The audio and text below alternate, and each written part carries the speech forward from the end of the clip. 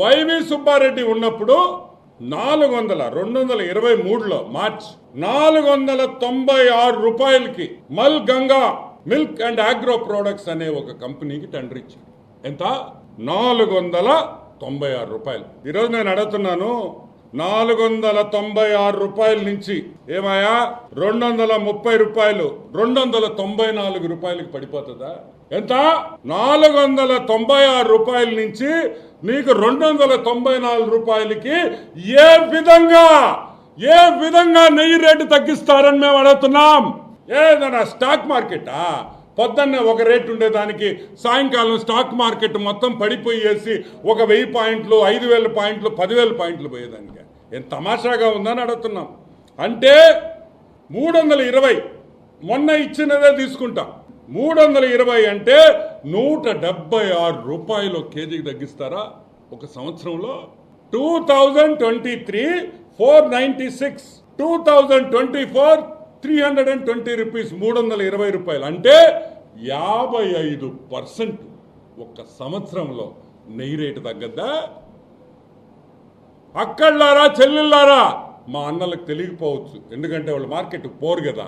మీకు చెప్పండి అమ్మా తల్లులారా, మీరు చెప్పండి, ఒక సంవత్సరంలో నెయ్యి రేటు 55% తగ్గిందా? మీరు అంగళ్ళల్లో కొనుక్కుంటున్నారు కదా నెయ్యి, ఒక్కసారి మీ ఆత్మ పరిశీలన చేసుకోండి. ఒక్కసారి అడగండి మీ ఆత్మని. ఏమి నెయ్యి రేటు ఒక్క సంవత్సరంలో 55% తగ్గిందంటే ఎక్కడి నుంచి నాణ్యత నెయ్యి వస్తుందని ఈరోజు మేము ప్రశ్నిస్తున్నాం.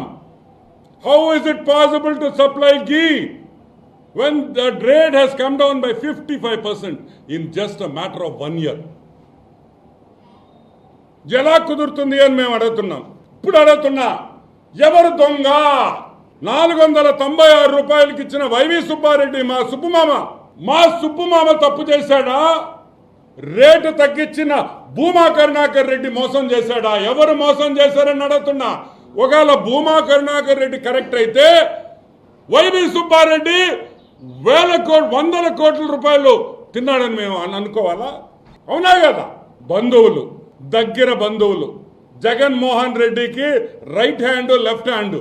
రైట్ హ్యాండ్ ఏమో 490 రూపాయలకి ఘీ సరఫరాకి చైర్మన్ గా ఒప్పుకుంటుంది, లెఫ్ట్ హ్యాండ్ 320 రూపాయలకి ఒప్పుకుంటుంది.